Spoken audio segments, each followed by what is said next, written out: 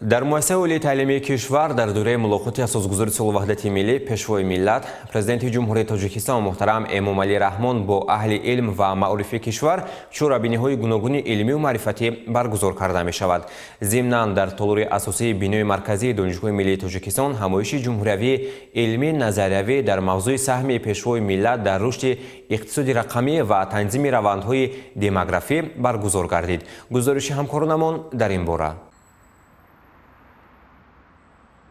در آغاز کنفرانس جمهوری علمی نظریوی در موضوع سهم پیشوای ملت در رشد اقتصادی رقمی و تنظیم روندهای دموگرافی، رکتور دانشگاه ملی تاجیکستان پروفسور امامعلی نصرالدین‌زاده تاکید نمود که کنسپسیون اقتصادی رقمی در کشور در اساس پیام پرزیدنت جمهوری تاجیکستان پیشوای ملت محترم امامعلی رحمان درباره سمت‌های سیاست داخلی و خارجی جمهوری تاجیکستان از 28 دکبر سال 2018 و مطابق قرار حکومت جمهوری تاجیکستان درباره جنبش نتیجه رشد اجتماعی اقتصادی جمهوری تاجیکستان در سال 2018 و وظیفه‌ها برای سال 2019 تهیه گردیده است. جای تاکید است که کنسپسیون و استراتژی ملی رشد کشور برای دوره تا سال 2030 اساس یافته، انعکاس کننده دورنمای عمومی استفاده تکنولوژی‌های معاصر رقمی با مقصد نائل گردیدن به هدف عالی رشد درازمهلت تاجیکستان، بلند برداشتن سطح زندگی اهالی کشور، همزمان هر چه زودتر به سطح زندگی کشورهای دارای درآمد میانه رسیدن آن و تأسیس جایهای نوی کاری میباشد. محض در این کنسپسیون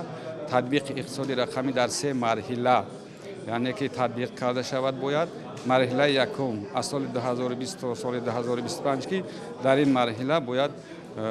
پر ما با حکومت الکترونیک زاریم و تیار کردن کادرهای بلند اختصاص در این سمت و جلب کردن سرمایه خارجی برای تطبیق رقمی کنونی و مرحله دوم باشد از سال 2026 تا 2030. در این مرحله ما باید پر با اینترنت فراهم ارجاع گذاریم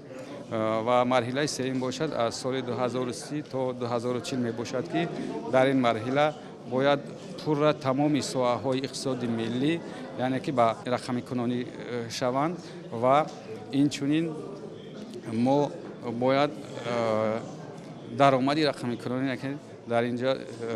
به دست بیاریم. معاون یکم وزیر رشد اقتصاد و سودای جمهوری تاجیکستان ضمن سخنرانی خویش دایر به اهمیت و ضرورت موضوع نشست ابراز اندیشه نموده ذکر کرد که در جهان معاصر یکی از عنصرهای اساسی موفقیت‌های اقتصادی رشد معتدل داشته محض از رقمی کنونی اقتصادات وابستگی دارد. تاکید شد که حکومت الکترونی نظام معاصر تکنولوژی اطلاعاتی و کمیونیکاسیونی به حساب رفته دولت‌های عالم مرحله به مرحله به این سیستم وارد می‌گردند. تاجیکستان نیز همقدم زمان است. طبق دستورهای پیشوای ملت دوره به دوره با جنبه‌های صفتی رشد اقتصادی ملی، تقویت نیروی انسانی، با استفاده از تکنولوژی معاصر و جاری نمودن اینوواسیون، وسعت دادن استحصال محصولات نهایی، بلند برداشتن فعالناکی اقتصادی اهالی، تکمیل نظام دستگیری صاحبکاری و سرمایه‌گذاری و توسعه اقتصادات رقمی، اینچنین آماده نمودن متخصصان ساحه دقت اولین درجه داده می شود. تاکید گردید که رقمی کنونی اداره‌کنی اقتصادی معاصر همچون واسطه اساسی تشکل دهنده نظام اداره‌کنی دولتی و همزمان